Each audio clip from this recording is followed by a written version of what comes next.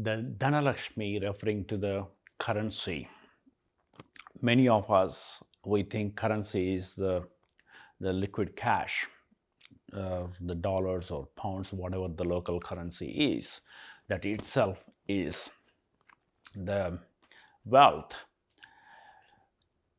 But many of us, we don't realize that any skill, knowledge, experience, expertise, anything that you can trade for money is currency.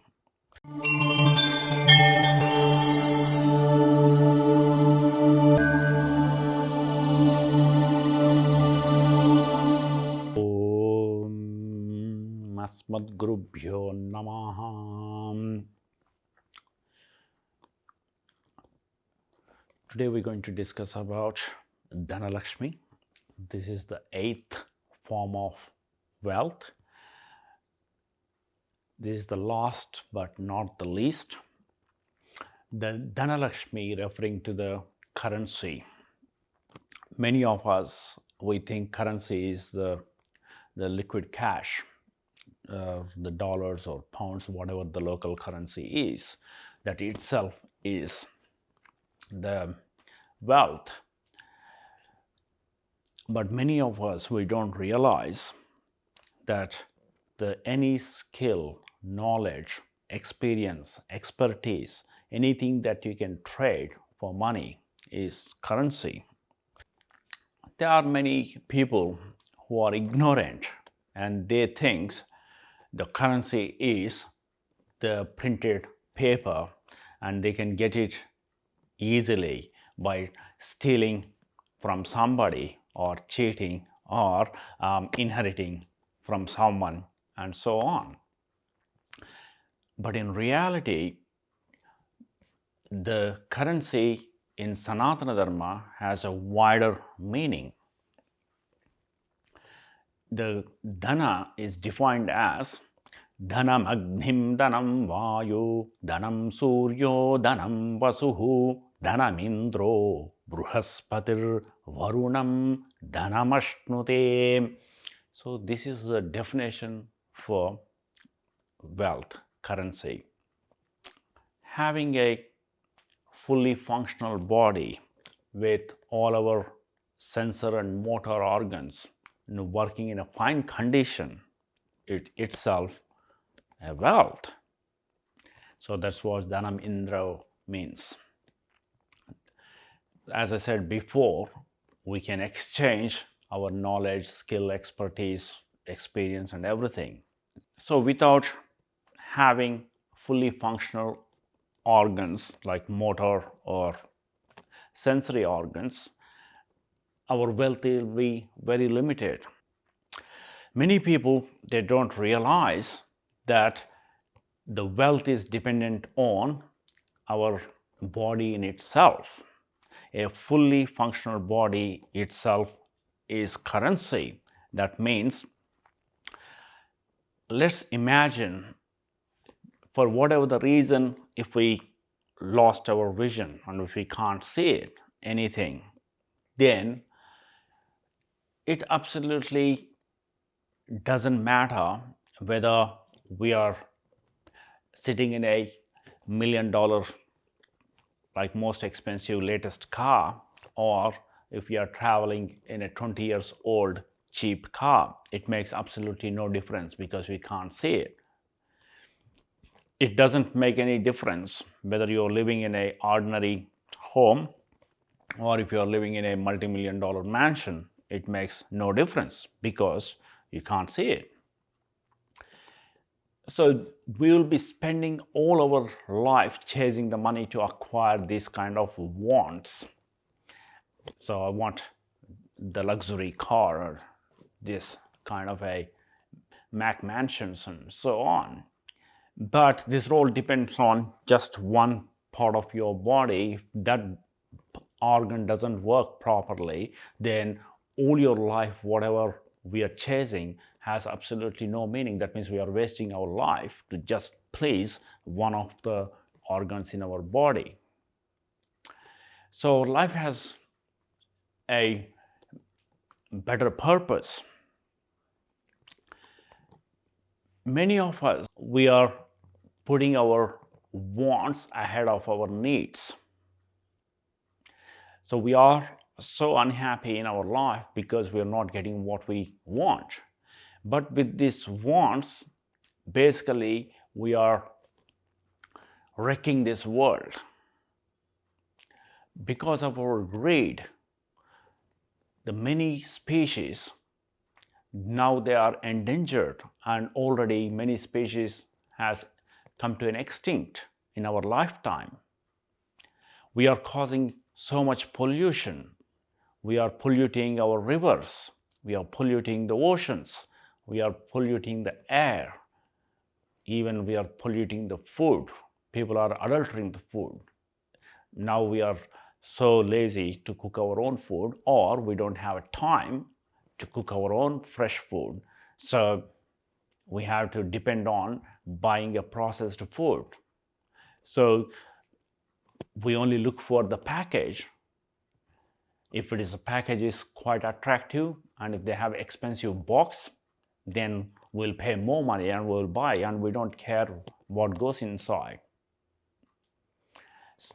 So we are literally creating a toxic environment by damaging the nature or destructing the nature. So with all the deforestations, and countries like India, they're heavily dependent on the sand, river sand for their construction needs, and they are digging thousands and thousands of trucks loads of sand every single day. So the sand is finite, it's not unlimited, to the point where they are literally killing the rivers. Without rivers, there's no life. The millions and millions of people's life dependent on the rivers. Not only just the humans, all the marine creatures, all the animals, trees, plants, everything are dependent on that particular river. Our food is dependent on the river. Just with the greed and our ignorance, we are literally killing the rivers, and at the expense of our future generations, we are enjoying. We have to start thinking about this. Reaching the God doesn't mean that just we sit there and we pray the God. The Hinduism is all about Sanatana Dharma. Dharma means a rightful way of living, a responsible, moral, ethical way of living is called the Dharma. To reach the God, one must live to the standards. It's not all about just praying the God. If a person who is irresponsible, and the person who is lazy and who doesn't look after other people, and if he goes every day to the temple or church or whatever, and if he prays the God, doesn't make him a right person, or God is not going to forgive or encourage this kind of behavior. So we must understand our life is really short. In this lifetime, the wealth is, as I said before, having a fully functional body is one type of wealth, one type of currency. If we don't have rain in appropriate time, then it will lead to a severe drought, and many living creatures will die because of lack of water. We are causing the deforestation. In the quarries, we are blasting the hills for granite, and the forests and the mountains and hills are the source for our rains. So literally, we are inviting trouble ourselves. Able to see the sun every morning, able to see the dawn and dusk is wealth. Without sun, we won't be alive even for a minute. And having a good intellect is wealth. So these are all these things are part of currency. I've seen many people who are really wealthy, but they deprive the blessings of Dhana Lakshmi. That means they may live in a very expensive home, some $1 million homes, but they don't have liquid cash, liquid currency to fulfill their day-to-day needs. We may think why this person is suffering in a poverty. It's a common sense. Simply the house worth millions, you can simply sell the house, live somewhere else, which is where it's cheaper, and the rest of the money is enough to live rest of the life in a comfortable manner. But because of the deprived blessings of Dhana Lakshmi, for whatever the attachments they will have to that particular property or the suburb or people around, whatever, they refuse to think in other direction, and they will suffer because of that.